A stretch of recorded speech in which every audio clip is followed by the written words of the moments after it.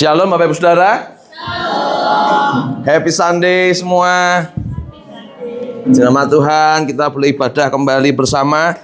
Nah saudara-saudara, pagi hari ini kita akan belajar bersama tentang kerajaan Allah dan kehidupan yang berkelimpahan. Ya, kita akan membuat khotbah berseri ya. Jadi tema besarnya adalah kerajaan Allah bagi jiwa yang lelah, sebuah pengharapan dan pemulihan dalam Kristus. Nah, kita masuk di tema yang kedua tentang kerajaan Allah dan kehidupan yang berkelimpahan. Saudara, kita akan perhatikan dalam Injil Yohanes pasal yang ke-10 ayat yang ke-10. Oke, aduh sayangnya nggak begitu kelihatannya. Yohanes 10 ayat yang ke-10. Kita akan perhatikan baik-baik. Saya akan bacakan dengan lantang supaya saudara-saudara yang tidak bisa membaca karena kurang jelas bisa mendengar dari suara saya. Yohanes 10 ayat yang 10 demikian bunyi firman Tuhan. Pencuri datang hanya untuk mencuri dan membunuh dan membinasakan. Aku datang supaya mereka mempunyai hidup dan mempunyainya dalam segala apa? Kelimpahan. Sekali lagi perhatikan. Pencuri datang hanya untuk mencuri dan membunuh dan membinasakan. Aku datang supaya mereka mempunyai hidup dan mempunyainya dalam segala kelimpahan. Berbahagialah kita yang sudah mendengar firman Tuhan, menaruh dalam hati kita, dan melakukan dalam kehidupan kita sehari-hari. Mari kita berdoa. Bapa dalam surga, buka hati kami, dobrak pikiran kami, supaya kami bisa menangkap firman-Mu dengan baik. Kami bersatu hati berdoa di dalam nama Tuhan Yesus, kuasa gelap roh jahat yang mencoba menghalangi kami menerima berkat firman Tuhan pagi hari ini, kami patahkan, kami hancurkan di dalam nama Tuhan Yesus. Sehingga dalam kondisi apapun kami hari ini, situasi hati kami seperti apapun minggu ini, kami tetap bisa menerima suara kebenaran firman Tuhan yang menuntun kami di dalam kehidupan yang penuh berkelimpahan. Terima kasih Bapa, bila Injil diberitakan.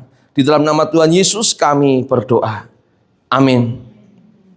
Saudara, kalau saudara-saudara mendengar kata berkelimpahan, apa yang di dalam pikiran saudara? Apa? Sangat cukup. Wes, amat cukup. Ya. Ada lagi? Berluber-luber gitu ya. Tidak kekurangan apapun. Penuh. Wah, jadi kalau kita mendengar kata berkelimpahan gitu ya, berkelimpahan, maka konotasi yang terlintas pertama dalam pikiran kita biasanya adalah melimpah dengan berkat, penuh, ya kan? Tidak berkekurangan, tidak khawatir dengan kekurangan, nggak ada itu. Apapun yang kita butuhkan selalu ada. Itu Pak yang namanya berkelimpahan.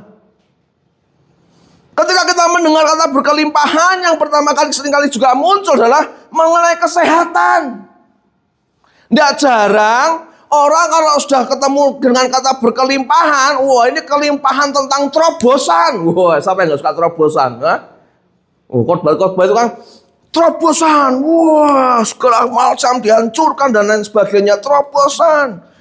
Maunya berlimpah-limpah. Begitu saudara ya. Kita berpikirnya bahwa hidup ini ya harusnya seperti itu. Sehingga saudara, di dalam teologi kemakmuran, seringkali ayat Yesus yang tadi katakan itu, Yohanes 10 itu, seringkali diterjemahkan, diartikan untuk mendukung pendapat teologi kemakmuran. Bahwa Yesus datang memberikan kelimpahan kepada orang yang percaya. Ada kelimpahan berkat, kelimpahan mujizat, kelimpahan kesembuhan, kelimpahan terobosan gitu ya. Dan itu menjadi tanda. Kalau kamu percaya Tuhan Yesus, kalau kamu beriman kepada Kristus, kamu pasti punya banyak kelimpahan berkat, mujizat, kesembuhan, terobosan. Nggak mungkin mengalami stres, nggak mungkin mengalami depresi. Kalau imanmu kuat di dalam Yesus, nggak mungkin engkau mengalami ketertekanan sehingga kesehatan mental kita terganggu. Teologi kemakmuran selalu mengajarkan yang demikian. Orang yang beriman kepada Yesus harusnya jauh dari segala malapetaka. Tetapi saudara, fakta yang ada, realitas yang kita jumpai yang ada, ternyata nggak seperti itu. Ternyata masih banyak orang Kristen yang walaupun sudah percaya Yesus, beriman kepada Yesus, tapi masih menghadapi sakit menaun, sakit kronis. Saya membuka pelayanan bersama CSBS, saudara. Cancer Survivor Blessing Salatiga. Apakah mereka kurang beriman sampai mereka kena cancer? Kita ada beberapa wanita kumpul begitu. Seminggu sekali tiap Sabtu pertama. Saling menguatkan. Saudara, walaupun sudah beriman kepada Kristus, walaupun sudah jadi orang Kristen, nyatanya kita masih harus menghadapi sakit menaun, sakit kronis. Berapa banyak keluarga yang datang kepada kami, saudara, mengeluhkan tentang skizofrenia yang dialami oleh saudaranya, oleh anaknya, oleh familinya. Dan ketika ketemu dengan orang-orang pendeta teologi kemakmuran, lalu pendeta itu mengatakan ini kurang iman. Saudara, walaupun Yesus mengatakan berkelimpahan, tetapi faktanya kita masih bertemu dengan penderitaan.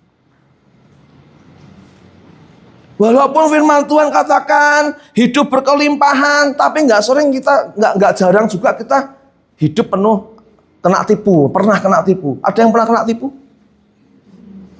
Saya, Pak. Saya ditipu, Pak. Tadinya saya diajak jalan-jalan, Pak. Gitu ya. Ke Kopeng. Lah kok mampirnya ke sini, Pak. Atau mungkin ada yang ketipu dengan rekan bisnis. Sudah kasih banyak modal. Sudah ikut ambil bagian, tetapi ternyata ketipu. Saya, Pak, ketipu makanya dia bilang. Saya, Pak, Ketipu. Ada mungkin yang ditipu oleh pasangan, ya kan? Dianggapnya sayang, dianggapnya senang, ternyata hanya untuk morotin. Ada juga seperti itu. Atau mungkin kita terjebak dalam situasi yang sulit. Tidak ada lagi celah untuk diterobos. Kalau walaupun orang pendeta lain mengatakan terobosan, mengalami terobosan. Tapi faktanya kita terjebak dalam situasi yang sulit. Nyari celah untuk nerobos itu sudah nggak ada. Kalau memang kata berkelimpahan itu selalu dikaitkan dengan berlimpah berkat, sukacita, damai sejahtera. Tapi mengapa kita masih seringkali menjumpai kasus-kasus perselingkuhan? Istri yang setia, suami yang setia, ternyata harus mendapatkan pasangannya berselingkuh. Sehingga mengalami perceraian. Loh, katanya berkelimpahan. Tetapi mengapa keluarganya bercerai? Belum lagi yang mengalami aniaya, persekusi. Kita tahu banyak orang Kristen mengalami aniaya. Di Indonesia gereja dirobohkan. Di luar negeri, di Nigeria, di Afrika, di Timur Tengah, banyak orang Kristen juga mengalami persekusi dan aniaya. Apakah mereka tidak mengalami kelimpahan? Apakah iman mereka itu artinya berkurang? Dan masih ada banyak lagi hal buruk yang kita jumpai. Banyak, tadi saya sebutin. Tenang dulu ya. Tenang dulu ya. Kita mendengar janji Kristus tentang hidup berkelimpahan. Yohanes 10 ayat 10 tadi mengatakan bahwa aku datang supaya mereka mempunyai hidup dan mempunyai segala kelimpahan.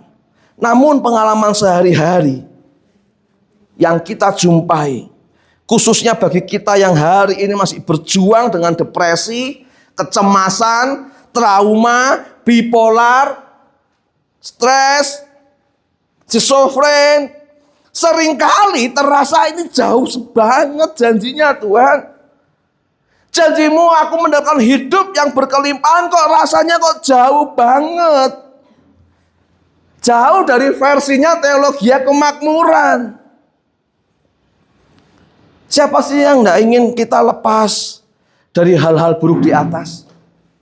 Siapa sih yang tidak ingin lepas dari penderitaan, sakit menaun, ditipu, diselingkuhi? Siapa sih yang tidak ingin lepas dari sakit hati dan trauma? Siapa sih yang tidak ingin lepas? Coba saya tanya. Ada? Pak, saya nggak mau lepas Pak, biar saya seperti ini terus Pak. Saya rasa nggak ada orang yang tidak ingin lepas dari penderitaan yang ada di dunia ini, saudara.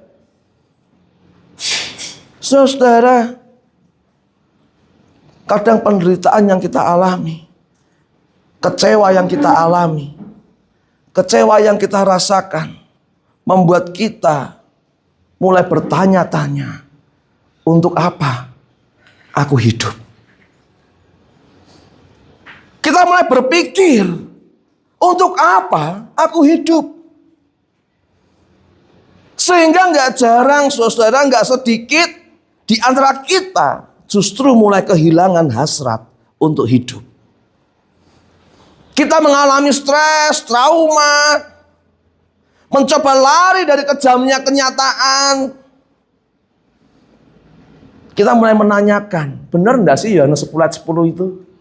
Bahwa Yesus datang untuk memberi hidup dan memberikan segala kelimpahan. Benar enggak sih?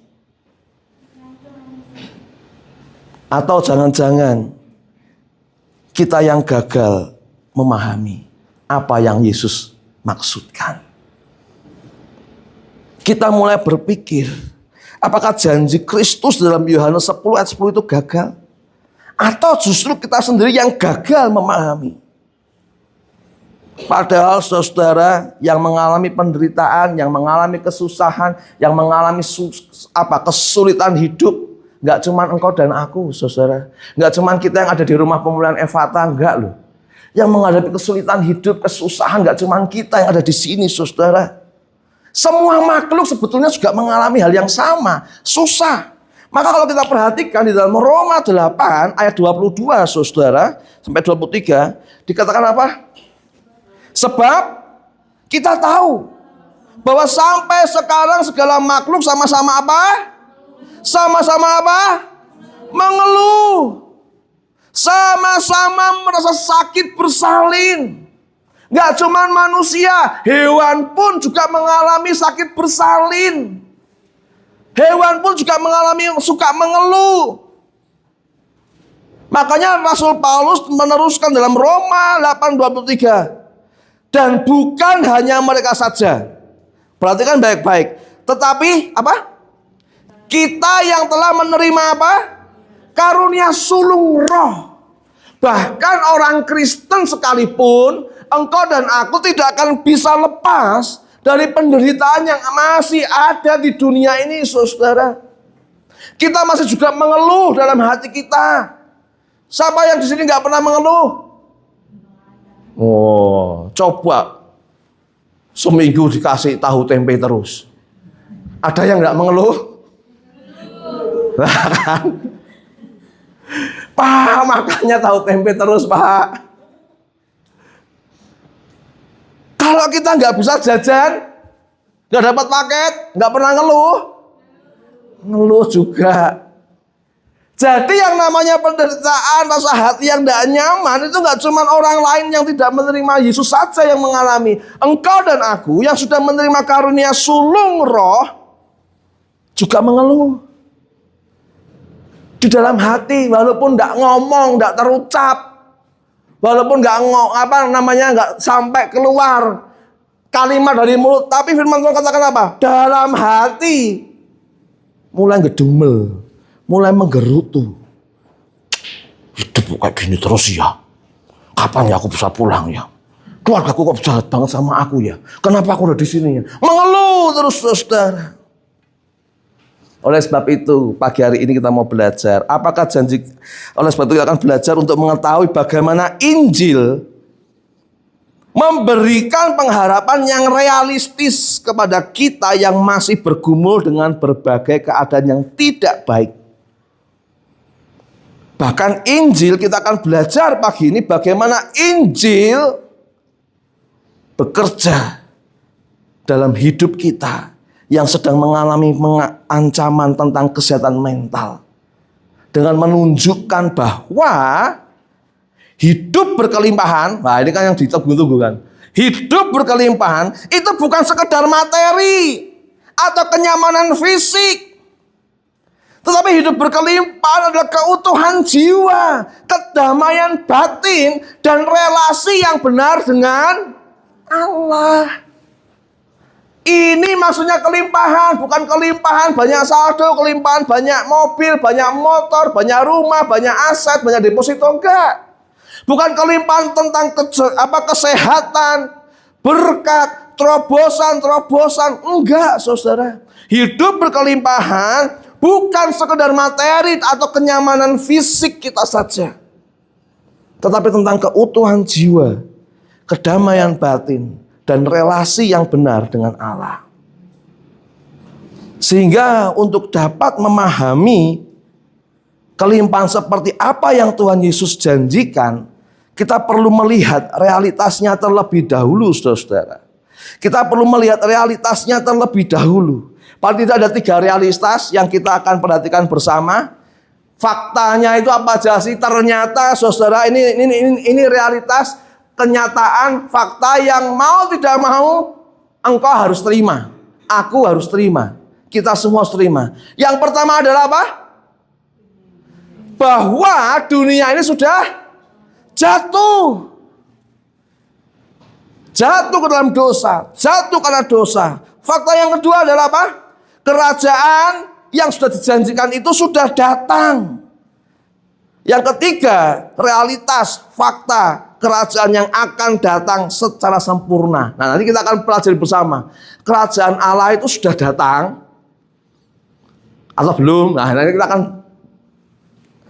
bahas bersama. Dan tentang kerajaan Allah yang akan datang, yang sempurna. Kita masuk poin yang pertama, saudara. Realitas dunia yang sudah jatuh karena dosa. Saudara, walaupun tidak semua orang, tidak semua manusia di muka bumi ini mengakui tentang bahaya dosa, tetapi sebagai orang percaya kita perlu menerima fakta bahwa bumi di mana kita berpijak hari ini, bahwa dunia di mana kita tinggal hari ini, faktanya memang sudah benar-benar jatuh ke dalam dosa. Engkau dan aku tinggal dalam situasi dunia yang sudah rusak, yang sudah jatuh karena dosa. Sehingga tidak ada kebaikan yang bisa kita nikmati. Maka saudara, sejak kejatuhan itu, kejadian 3, saudara, kita perhatikan baik-baik. Bukan hanya hubungan kita dengan Allah saja yang rusak, tetapi seluruh ciptaan tanpa terkecuali, termasuk tubuh dan pikiran kita, berada di bawah kutuk dan sedang berjalan kepada kebinasaan. Sejak dosa masuk ke dalam dunia, dunia ini jatuh ke dalam dosa, maka seluruh ciptaan menjadi rusak dan berjalan menuju kebinasaan, termasuk hati dan pikiran kita dan hidup kita, tubuh kita. Sehingga semua orang yang tinggal di atas bumi itu bukannya saling membangun. Sejak dosa itu berkuasa di bumi, sejak dosa itu masuk ke bumi, sejak dunia jatuh ke dalam dosa, semua yang tinggal di bumi bukannya saling membangun, saling menopang untuk sebuah kebaikan, melainkan justru mulai saling membinasakan satu dengan yang lain. Karena dosa, semua yang ada di dunia ini sudah mulai menjatuhkan, saling membinasakan satu dengan yang lain. Coba saudara perhatikan, binatang buas Sebelum manusia jatuh ke dalam dosa, sebelum dunia jatuh dalam dosa, ada nggak sih binatang buas? Nggak ada, men. Semuanya baik-baik saja. Nggak ada cerita sebelum kejadian 3 itu binatang makan binatang, binatang makan orang. Nggak ada, semuanya baik. Tapi sejak jatuh ke dalam dosa, binatang yang tadinya tidak buas menjadi buas. Saling menyerang satu dengan yang lain. Yang satu mengejar, yang satu kabur, yang satu menangkap untuk dimangsa. Itu masih masalah binatang, saudara.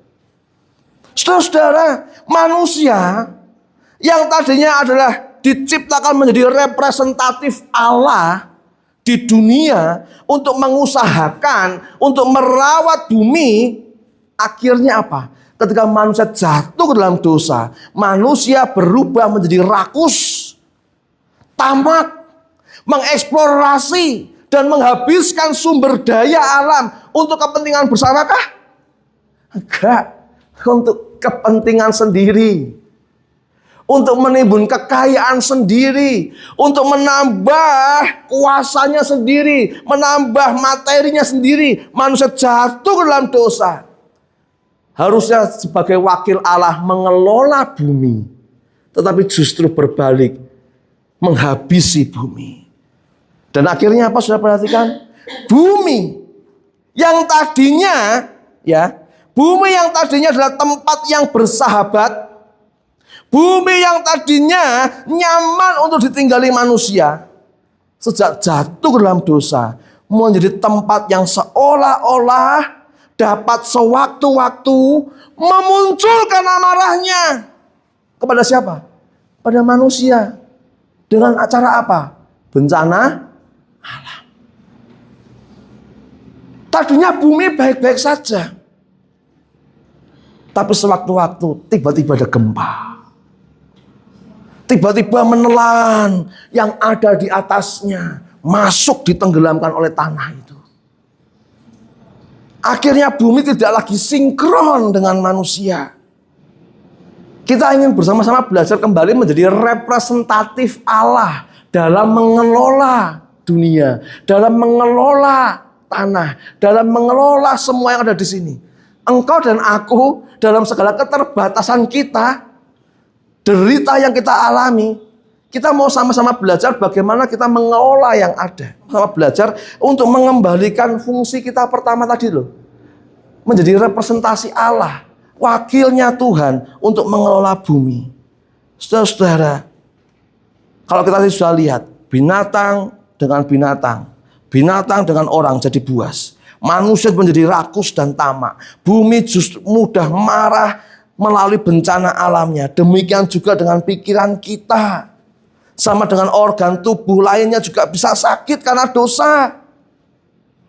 Ini bukan selalu akibat dosa pribadi saja atau kurang iman, melainkan karena kita hidup dalam tubuh yang fana, di dunia yang rusak karena dosa. Oleh sebab itu Bapak Ibu Saudara, jangan pernah engkau sepelekan dosa. Jangan pernah merasa engkau dan aku tidak berdosa, yang berdosa papa mamaku kok. Yang berdosa leluhurku kok. Tetapi di dalam hati kita pun sebetulnya ada banyak hal yang perlu kita bereskan. Maka saudara-saudara, dalam Roma 8:22-23, kita kembali tadi saudara, Roma 8:22-23, sebab kita tahu bahwa sampai sekarang segala makhluk sama-sama mengeluh, sama-sama merasa sakit bersalin, dan bukan hanya mereka saja, tetapi kita yang telah menerima karunia sulung roh, kita juga mengeluh dalam hati kita. Saudara-saudara, jadi pergumulan kesehatan mental kita yang saat ini kita rasakan dan kita alami, itu adalah bagian dari erangan, bagian dari keluhan ciptaan yang jatuh ke dalam dosa. Saudara, apa yang kita alami dengan fisik dan psikis kita hari ini, itu bukan aib atau kegagalan rohani atau akibat kurangnya iman kita. Perhatikan baik-baik. apa yang kita alami hari ini dengan fisik dan psikis kita justru menjadi bukti nyata bahwa betapa kita begitu merindukan penebusan, menantikan pemulihan yang sempurna dari Sang Raja, yaitu Yesus Kristus. Jadi jangan minder. Oke ladies, jangan minder.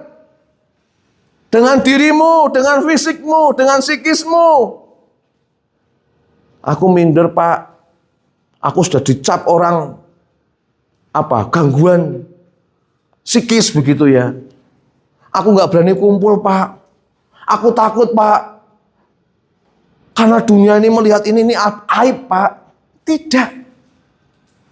Kelemahan yang engkau dan aku miliki hari ini bukan aib. Tapi bukti nyata engkau dan aku butuh penebus. Engkau dan aku butuh dipulihkan. Dan terus menanti pemulihan yang sempurna dari Kristus. Dosa yang sudah merusak dunia memang memunculkan banyak penderitaan. Tetapi melalui penderitaan Allah membawa untuk dapat mengenalnya. Saudara, Tim Keller pernah mengatakan demikian saudara. Penderitaan tidak hanya membawa orang percaya akan adanya Allah. Ya. Penderitaan tidak hanya membawa orang percaya akan adanya Allah. Penderitaan menarik orang-orang yang sudah percaya kepada pengalaman yang lebih dalam akan keberadaan anugerah dan kasih karunia Allah. Dengan demikian saudara, penderitaan yang kau dan aku alami hari ini justru akan membawa kita masuk kepada pengalaman yang lebih dalam tentang apa itu anugerah dan kasih karunia Allah. Bahwa kita selamat bukan karena kebaikan kita, bukan karena kesempurnaan kita. Kita selamat karena kasih karunia Allah. Maka kita lanjut ke dalam realitas yang kedua tentang kerajaan yang sudah datang. Kita akan menantikan kerajaan yang sempurna itu, di mana kita dipulihkan sempurna, nggak ada lagi bipolar, nggak ada lagi stres, nggak ada lagi depresi, nggak ada lagi gangguan mental, sempurna. Kita menantikan itu, saudara. Pertanyaannya, kalau kita tadi dalam poin yang kedua, kerajaan Allah itu sudah datang. Saya mau tanya dengan saudara, apakah kerajaan Allah itu sudah datang? Sudah. Kalau sudah, kenapa masih seperti ini? Masih ada penderitaan, masih ada sakit penyakit. Karena kerajaan Allah itu belum sempurna. Untuk dunia ini, ya, belum sempurna. Tapi kerajaan Allah yang ada di dalam hatimu dan hatiku sudah sempurna. Mungkin ada pertanyaan, mana kerajaan Allah itu datang? Orang Yesus saja belum ada kok, belum turun ke dunia yang kedua kok. Mana mungkin ada kerajaannya? Belum ada itu. Nah, saya akan ajak saudara untuk melihat di dalam Matius pasal yang 12 ayat 28. Dikatakan situ apa? Tetapi jika aku mengusir setan dengan kuasa roh Allah, maka sesungguhnya kerajaan Allah sudah datang kepadamu. Jadi tetap Yesus mengatakan, tetapi jika aku mengusir setan dengan kuasa roh Allah, sesungguhnya kerajaan Allah sudah datang. Jadi kerajaan Allah itu sudah datang.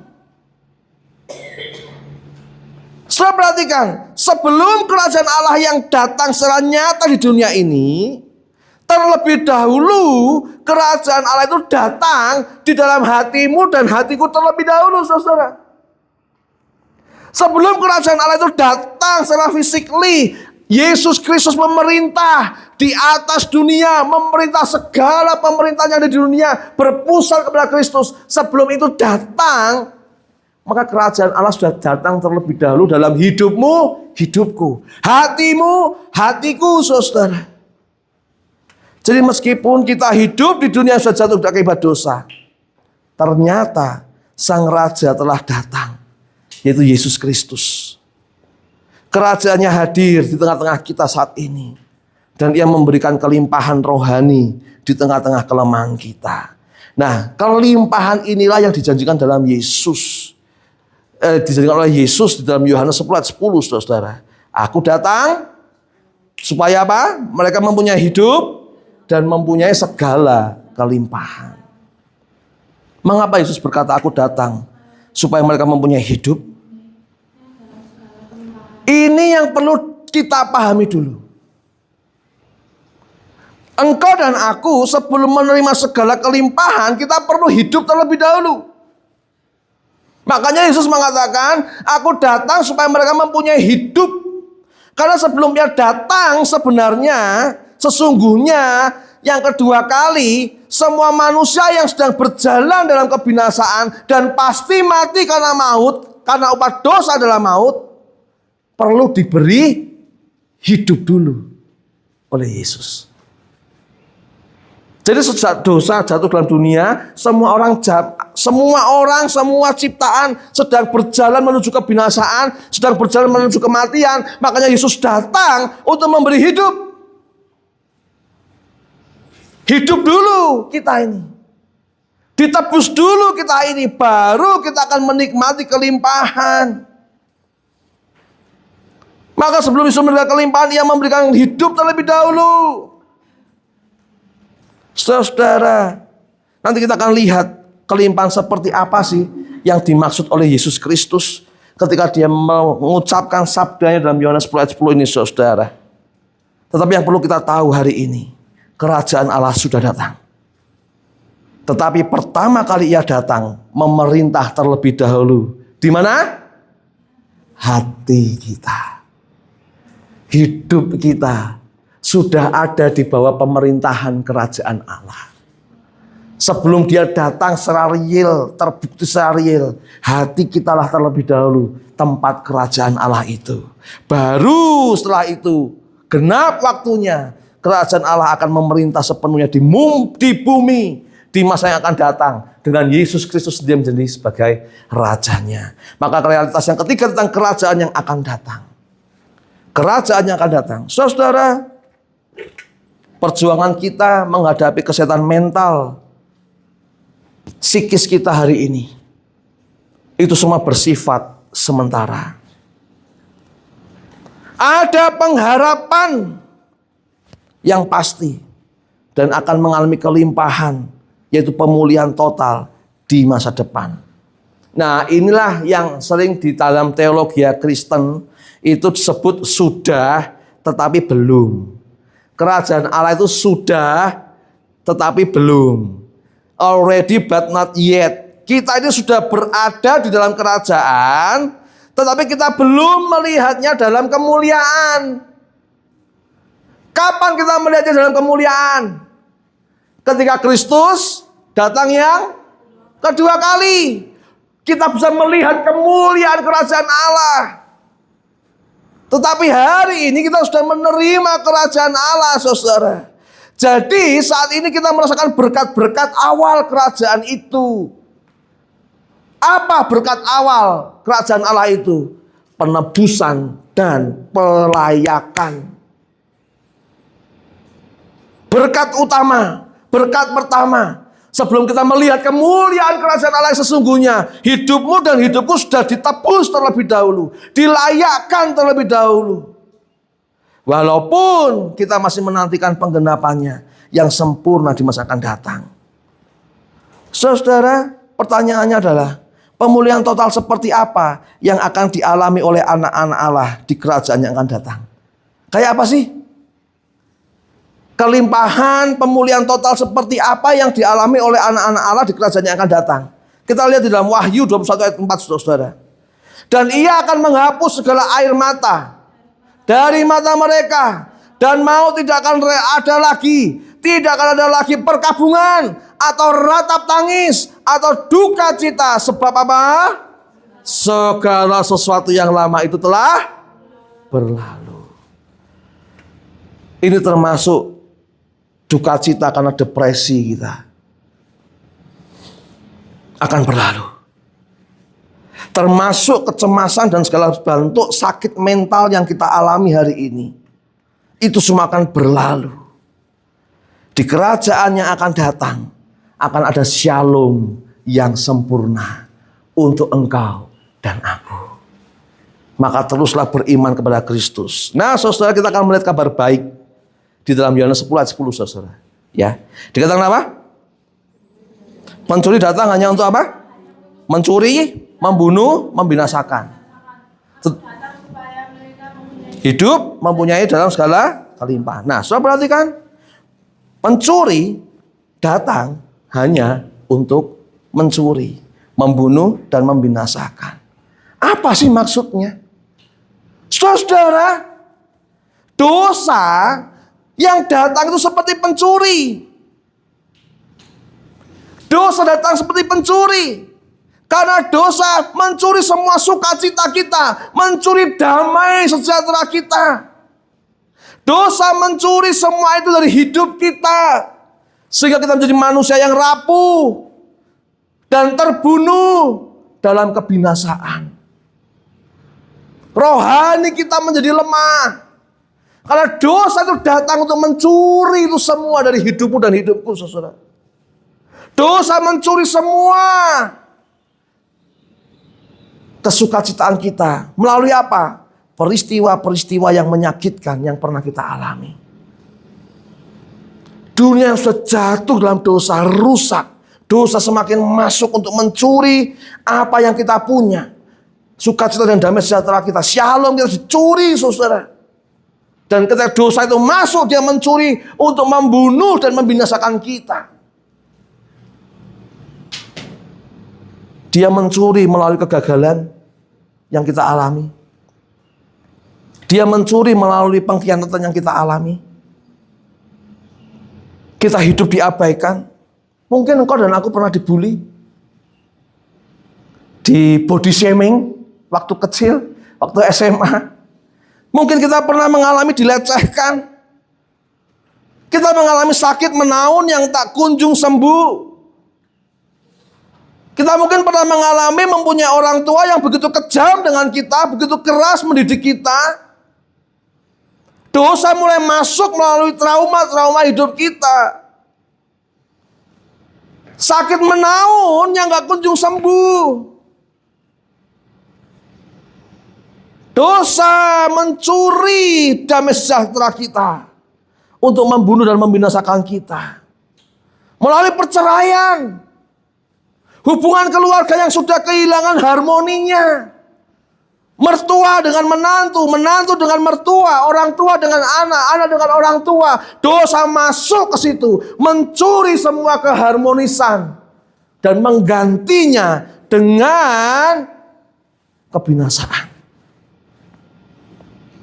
Mungkin kau dan aku pernah mengalami itu hari ini. Kita semua tahu rasanya dilecehkan seperti apa, dianggap tidak ada seperti apa, kita pernah tahu.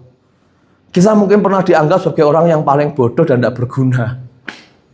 Kamu itu tidak keluarga, hanya bikin repot saja. Mungkin seringkali kita juga mendengar orang tua keras kepada kita. Kamu nggak bisa tuh contoh papamu ini. Kita dianggap nggak berarti. Dan ketika kita ada di situ, tidak sadar kita sedang melangkah dalam kebinasaan. Tetapi ada kabar baiknya, saudara. Yohanes 10 ayat 10b.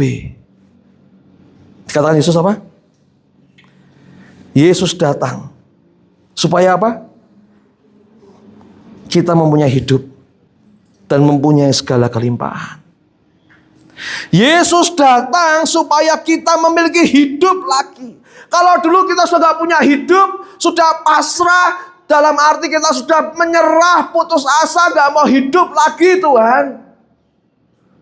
Dalam dunia nyata, sehingga hidupnya dalam dunia halusinasi, menciptakan bayangan dalam pikiran, punya suami ganteng, gagah, setia, banyak duit. Padahal realnya gak seperti itu. Tapi kita putus asa dengan tidak mendapatkan itu. Maka kita mulai menciptakan halusinasi bayangan-bayangan kita. Kita mulai jalan kepada kebinasaan. Tetapi dengarlah hari ini. Yesus Kristus turun ke dunia untuk memberi engkau dan aku hidup. Supaya engkau dan aku hidup dalam kelimpahan. Apakah kelimpahan materi? No. Apakah Yesus memberikan kelimpahan mujizat? Bukankah ini yang seringkali diharapkan banyak orang? Mujizat, mujizat, mujizat. Halusinasi hilang, stres hilang, kesakitan mental hilang. Mujizat Tuhan, aku mau melimpahkan hal itu. Apakah itu yang Tuhan berikan? Apakah kelimpahan terobosan yang Tuhan janjikan? Atau kelimpahan harta duniawi yang kita inginkan, yang Yesus berikan? Tidak, saudara. Yesus datang memberikan hidup, dan kita mempunyai dalam segala kelimpahan. Dan kelimpahan yang Yesus berikan adalah kelimpahan relasi dengan Allah. Yang tadinya rusak, yang tadinya terpisah, yang tadinya kita terkutuk, yang tadinya kita pasti mati. Tapi Yesus datang memberikan kelimpahan relasi dengan Allah. Kita dipulihkan sehingga ada hubungan yang aman di dalam Allah. Bukan kelimpahan terobosan, mujizat, bukan kelimpahan materi yang Tuhan berikan, tetapi kelimpahan dalam pengampunan, saudara. Dosamu dan dosaku dilimpahi dengan pengampunan. Pribadi kita, identitas kita tidak lagi ditentukan oleh kesehatan mental kita, tetapi identitas kita ditentukan oleh status kita sebagai anak-anak Allah yang telah ditebus oleh darah Kristus. Engkau dan aku melimpah, diterima sepenuhnya oleh Bapa. Bahkan di hari-hari yang paling gelap sekalipun yang kau lalui, di situ ada limpah penyertaan Allah. Karena dia melimpah dalam segala kehadirannya. Yesus adalah gembala yang baik.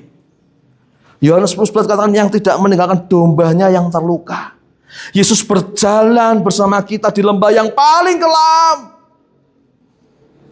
Yesus tidak berjanji akan mengangkat kita keluar dari lembah itu seketika.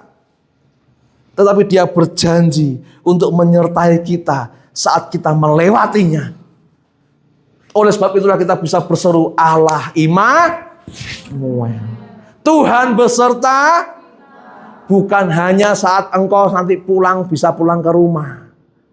Tuhan beserta kita bukan saat engkau menerima paket dari keluarga. Tuhan beserta dengan kita bukan saat engkau mendapatkan GoFood dari keluarga, nasi padang. Wah, Tuhan beserta kita gitu. Enggak, saudara. Bahkan dalam musim hidupmu yang paling kelam sekalipun, Yesus hadir di situ. Untuk memberikan kelimpahan kekuatan. Menguatkan engkau. Membuat engkau sanggup untuk bergantung sepenuhnya kepada Tuhan. Dan saudara tahu, untuk memberikan hidup dan memberi segala kelimpahannya itu, apa yang sudah Tuhan perbuat untuk kita? Sadarkah engkau untuk memberikan hidup dan segala kelimpahannya untuk kita itu apa sih yang sudah Tuhan perbuat? Saudara perhatikan baik-baik, sang sumber hidup itu loh rela menyerahkan nyawanya. Sang sumber hidup rela menyerahkan nyawanya. Memilih mati di atas kayu salib. Supaya kita yang sudah pasti mati binasa karena dosa, menjadi hidup karena kasih karunia. Demi saudara dan saya, sang sumber hidup itu rela menyerahkan nyawanya. Kadang gak masuk akal, saudara. Mungkin para murid-murid yang melihat saksi mata Yesus disalib, mungkin ketika lihat gurunya disalib, kira-kira yang dibatin sama murid-muridnya apa, saudara? Loh, bukannya dulu pernah ngomong ya dia datang akan ngasih hidup ya? Kok sekarang dia justru mati di kayu salib? Nggak punya pemahaman, saudara. Loh, bukannya dulu Yesus sendiri yang mengatakan, aku datang untuk memberi hidup dan segala kelimpahan. Loh, kok sekarang disalib? Saudara, dia lakukan itu, dia rela melakukan itu. Supaya engkau dan aku hari ini mendapatkan hidup dan hidup dalam kelimpahan kasih karunia. supaya engkau dan aku dapat hidup yang berkelimpahan. Ternyata Sang Putra Allah yang penuh kuasa, rela menderita, meninggalkan surga yang melimpah dengan kasih Bapa. Untuk apa sih? Untuk membawa engkau dan aku ke surga dan menikmati kasih Bapa selama-lamanya. Saudaraku, jangan menyerah ya. Mungkin hati kita, pikiran kita penuh dengan kekalutan, penuh dengan putus asa. Tapi firman Tuhan pagi hari ini mengajak kita untuk bisa terus punya pengharapan. Sudah tahu, waktu Yesus disalib mungkin murid-muridnya bingung. Tapi setelah Yesus bangkit dari kematian, para murid justru menjadi semangat memberitakan, penuh limpah keberanian memberitakan Injil. Terlebih lagi setelah Roh Kudus tercurah di Pentakosta dan tinggal dalam hati anak-anak Allah, saudara dan saya. Oleh sebab itu saudara, kita yang berinjil, saudara dan saya yang berinjil, Roh Kudus tinggal dalam hati kita. Amin saudara. Roh Kudus tinggal dalam hati kita, membuat kita hidup dengan penuh kelimpahan buah roh. Ini loh saudara. Kelimpahan buah roh ini lebih berkuasa, lebih kita butuhkan daripada kita kelimpahan mujizat, terobosan, kesembuhan. Kelimpahan buah roh inilah yang perlu kita terus berikan. Apa sih? Limpah dengan kasih, sukacita, damai sejahtera, kesabaran, kemurahan, kebaikan, kesetiaan, kelemah lembutan, penguasaan diri. Inilah yang akan Yesus berikan. Segala kelimpahan buah roh dalam hidup kita terus melimpah keluar.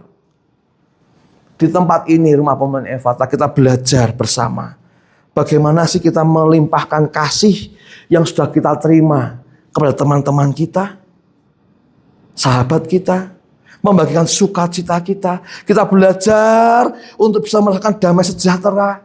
Kita belajar dengan melimpah kesabaran. Kita tetap ada di tempat ini, penuh kemurahan, kebaikan, terlebih penguasaan diri.